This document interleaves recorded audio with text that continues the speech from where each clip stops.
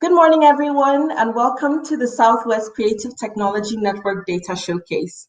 Today, you're going to be hearing us refer to Southwest Creative Technology Network by its abbreviation, which is SWCTN. Thank you so much for joining us as we celebrate our year in data. My name is Faraha Asani. My pronouns are she, her, and I'm the research lead at Watershed. I'm a Black woman with mixed heritage. I'm wearing red lipstick, a black top, and a leopard print scarf, and I have an afro that reaches just above my shoulders. Today, we're going to be joined by a fabulous team of BSL interpreters, and to my left is Emily Quigley. Emily's pronouns are she, her. She's a white woman in her early 30s, and she's wearing a black t-shirt. Her hair is brown and curly, and she's wearing black frame glasses. She's sitting at her desk with a light blue wall behind her. Today, we're also joined by Camille Aubrey. Camille is an artist that is responsible for all of the lovely graphics that you would have seen on all of our promotional material. Camille is going to be capturing live art during the day, and if you'd like to know more about her work, you can join our live Data Zine session later on. We're also going to be very active on social media today, so you can keep up with us either through Twitter or Instagram by using the hashtag Data Showcase. And feel free to tag us if you want to tweet. Please note that according to your programs, there are going to be several events and panels occurring in parallel on the main stage and on our other stages. So it's really up to you to decide which one of these events or panels that you want to attend. Whatever the case may be, we have a program that is jam-packed of exciting events and panels for you. I would now like to warmly invite Professor Jon Dovey to the stage, who is the director of SWCTN. Hi, Jon. Morning, Faraha and Emily and everyone out there. Hi. So I'm just going to kick off our day with a few remarks from my point of view. I'm Jon Dovey, and I'm a professor of screen media at the University of the West of England, Bristol, and I'm the director of the network of Southwest Creative Technology Network. I'm a white man, mid-60s, long blonde hair, in need of a lockdown haircut, goatee beard, and big round-ish glasses. So thanks for turning up and tuning in today. It's great that you're going to be here with us, and I hope you'll have a great day dipping in and out of some of the sessions that we've got planned for you. The Southwest Creative Technology Network is now coming to the end of its third year, trying to bring together very different kinds of people across the Southwest region in order to produce innovations in the use of creative technology with social, economic, and cultural impacts. Our partnership stretches from Falmouth, down in Cornwall, through Falmouth University, up through Plymouth University and University of the West of England and Bath Spa, up here, working with our producing partners Collider in Exeter and Watershed in Bristol to deliver our programme. So right across the Southwest region. Over the last 3 years, we've contrived to try to build relationships, produce new forms of work, new ideas, new insights, new research and development by curating connections between people who otherwise wouldn't be able to work together and wouldn't come across one another. The way that we do that is by running a fellowship program that does deep thinking together around a particular topic or challenge that then informs our prototype calls. We've also invested in smaller micro grants and other kinds of investments to support work where we can see that there's a developmental need. All of our funding and all of our investments are designed to support work that might have legs in the future, that may have a future trajectory for development. So funding innovators before they're actually ready to start a business, so having ideas, early stage ideas, is our target zone. What we've attempted to do over the last few years is to connect all those bright sparks across the region in a way that they can start to become leaders for the future of creative, cultural, and technological innovation. We think that change comes out of new relationships between new kinds of people. Looking back over the last 3 years, I guess one of my favorite moments that sort of somehow exemplifies how I feel about this amazing network was when we started our first theme of immersion, and we all trooped off to Plymouth from all over the Southwest, and we got on a boat to cross Plymouth Sound to go to our first workshop venue. And I had my first view of all of the fellows that we'd appointed into that immersion cohort. And they looked like such an incredible cross section of different kinds of people from across the region. And within seconds of the meeting for the first time, you could hardly hear yourself speak as they exploded with ideas and exchange.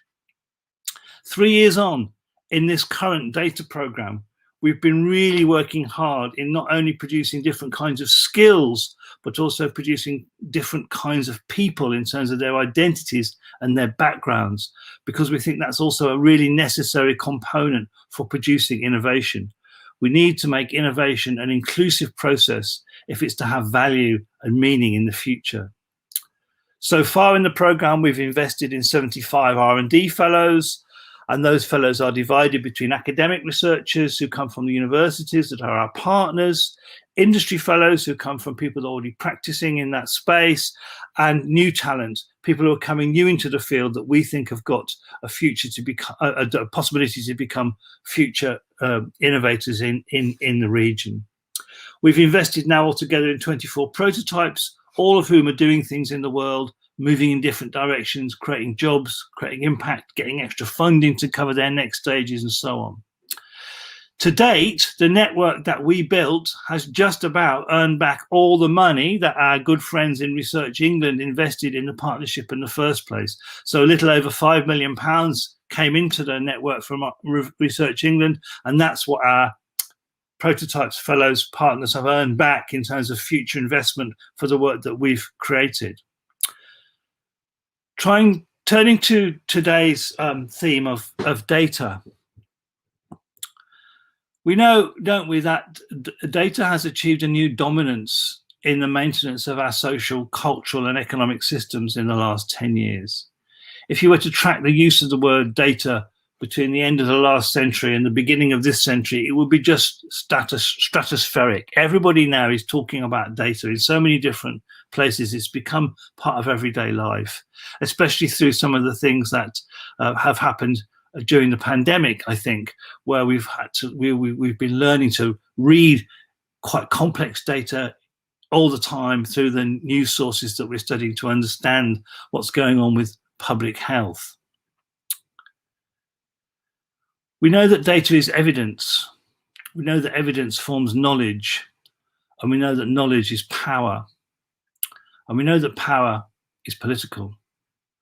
Data is rarely neutral. It's never just data. Data has use contexts, and it's determined by certain kinds of questions. Its uses are determined by certain kinds of structures. It very often reflects the kinds of inequities and biases that already exist inside our society. So we need to try and find a space between this idea of data as evidence and data as ideology. And that's one of the things that we've been trying to do in this data program. We've been trying to tease open that space and to give an opportunity to think and to develop products and services that address the issues of who owns data. Maybe we're just beginning to see the start of a rebalance where the pendulum will start to swing away from those major platforms that have come out of the last 15 years who use our data in order to produce what's now called surveillance capitalism. Maybe we're beginning to see new kinds of data economies emerging where individuals, collectives, groups, and communities start to have a say on what happens to the data that we produce. So our research teams have been asking those questions. What does it mean to have data rights? Are the databases that we rely on actually inclusive? How do the databases that we use contribute to sustainable futures? So what we've been doing is really trying to find uses of data that respond to the two biggest challenges in our world right now, one of which is climate change, and the other is how to produce a more inclusive, less iniquitous society for us all to live in. The prototypes you'll see later all address the question, how do we produce inclusive, sustainable futures? And you'll see that some of our prototypes directly address the issues of skin tone bias in machine learning, for instance. Or we have a project that's about making the control of our data easier for us by joining the idea of a data union. This fascinating notion that perhaps if we collectivized our data, we would have more control over it. Plus a range of other digitally delivered services that would help us to become more sustainable by supporting circular design, forestation, and green forms of urban transport and delivery, as well as some projects that also look at mental health, well-being, and how we use data for cultural development. So look out for the amazing project that uses the dance moves of bees to produce data to support rewilding. So in all these projects, we're grappling with how to make data more meaningful, more malleable, and more useful in the day-to-day lives of our citizens.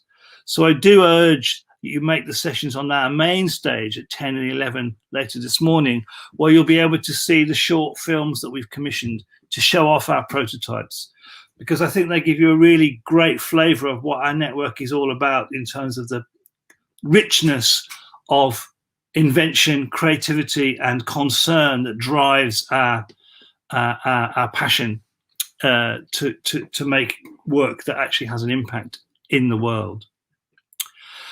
Away from the main stage, in the expo spaces, we'll be showcasing new talent work from our region, plus the outcomes of some of the broader R&D conversations, including how we work together in these conditions of newly enforced virtuality in the hybrid hubs session. And later, as we move through the day, you can hear sessions from each one of our prototypes, plus a series of great panels and keynote speakers on the main stage, hosted, for instance, by my Professor Teresa Dillon, of the Professor of City Futures at UE. You'll also be able to hear from Jill Wildman about business development and the kinds of business development that we've been doing, and also from Jaslyn Pinkney, our inclusion producer, who's convened a great panel to help us think about how creative tech can build inclusive futures. So one of the advantages of this format is where there are several sessions going on, you can dip in and out, and it's not like being in a conference venue where everybody can hear you slam the doors when you leave. You can move about, and I do urge you to do that. Before I finish, I just want to pay tribute to this cohort of research and development partners in the data cohort. This has been such a taxing time. Our year of data has also been our year of lockdown. None of this group has yet met face to face, yet they've still formed community. They've still exchanged ideas. They've still produced outputs and made new prototypes. And as geographical constraints have melted away, new collaborations have developed between them. Bees working with cargo bikes, tree planters with circular economy enthusiasts, data unions with inclusive marketeers. This has been so challenging for everyone, but importantly for some more than others. And I want to acknowledge that here and offer thanks to you all for keeping on, and a big thanks too for all our creative producing teams at Watershed and at Collider, and the university teams of co-investigators and knowledge exchange people who've been supporting the data cohort through these very hard times.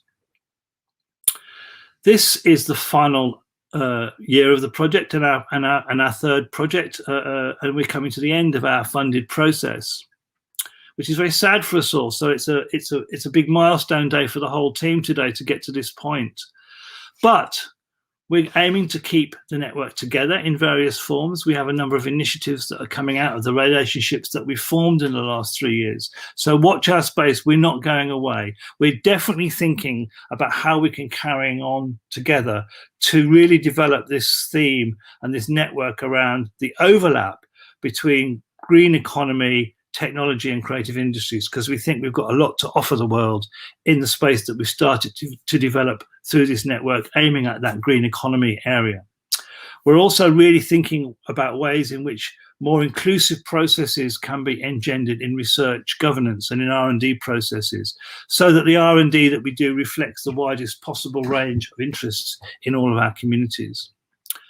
And we're working on new business development programs to support creative industries in all their specificity, because one of the things that we've learned is that creative industries have different business development needs to tech industries. So we've been working around that set of ideas with Jill Wildman to see how we carry that work forward. We're hoping to be able to maintain the website and the network functionality that we have for at least another year while we try to raise the next big pot of money for our network to keep on rolling forward. So watch this space. As I said, we're still here. We're not going away. All the partners are still here. You can approach us if you want to. We're always open for a conversation about good ideas. We look forward to continuing our relationship with you in the future. So thanks so much for coming today. Have a great day. We're going to have a little short break now, 10 minutes till 10 o'clock, when we'll start again on the main stage with our first set of new prototypes, and on our expo stage with our first set of new creative profiles. So thanks again to the whole team who's bringing this to you today. In the back room, there's a whole lot of people, Andy Wood and Fiona, and thanks to Faraha for chairing today, and our BSL interpreters, a lot of people behind the scenes trying to make all the tech work today. So thanks to them too. I hope you're going to have a great day. I know it's going to be really interesting. And now we'll have a short break until 10 o'clock when we come back to the main stage.